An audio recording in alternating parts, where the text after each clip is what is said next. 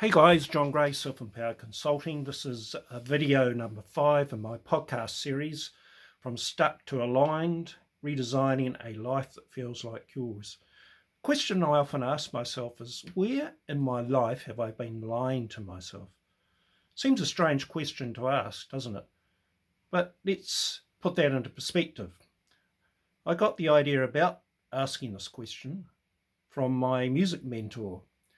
As you all probably know, I'm into music big time. I write and compose my own songs. And when I was in the recording studio recently, one of the songs that I was in the process of recording had quite a complex rhythm structure to it. And I had been at home playing that pretty much along in the same style that I had been vocalizing the song in, which really did not suit the rhythmical construction of the song. So that meant that I'd been just forcing my playing style to fit in with my vocal style rather than just playing a good, steady, complex rhythm accompaniment.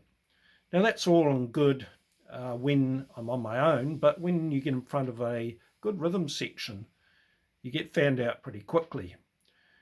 And so the message behind this was that we can actually fool ourselves into believing that we're doing things the right way until bigger things come along and show us in pure reflection that that's not the case.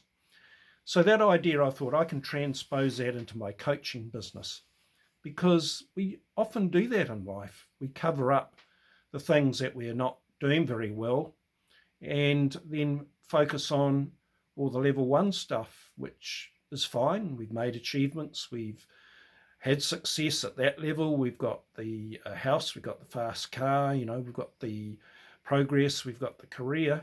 Yet deep down there's still that deeper question about, is this all there is? And of course, when we think about that deeper question, we can often come up with the idea that if we change our behavior, that will make the difference. But believe me, from my own experience, that won't make the difference. We just get snapped back into where we were exactly before. Now, I call this the sort of the rubber band effect. It's a bit like making those New Year's Eve resolutions. On the 31st December each year, we go, hey, this year I'm going to do things differently. I'm going to lose weight. I'm going to take more time for myself. Whatever it is, we promise ourselves we're going to do differently. And then within the next few weeks, probably halfway through January or February, if we've been fortunate, we get sucked back in and we find ourselves not doing the things that we need to do to achieve those resolutions, mainly because we've not been dealing with the real issues behind why we don't achieve those things, and that's identity.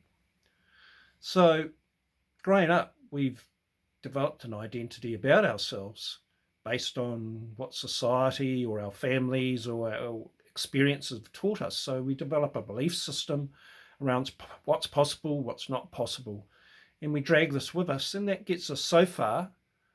But actually, when we reach the point that our lives don't fit anymore and we don't feel on purpose and we don't have meaning, we actually need to create new identities for ourselves because our old ones don't fit. And if we don't do that and just change our behaviors, we get pulled right back into where we were again. Now, this is where my coaching comes in. My Life Redesign Blueprint program covers that very matter, the matter of identity. Who are you choosing to be in order to become the person you want to be and where you want to go in life? So if you would like some objectivity, and I know it's hard to reflect and do these things on our own, if you want some independent objectivity and get some clarity around where you're at and where you want to go, then message me, Redesign, or just give me a call. Cheers, guys.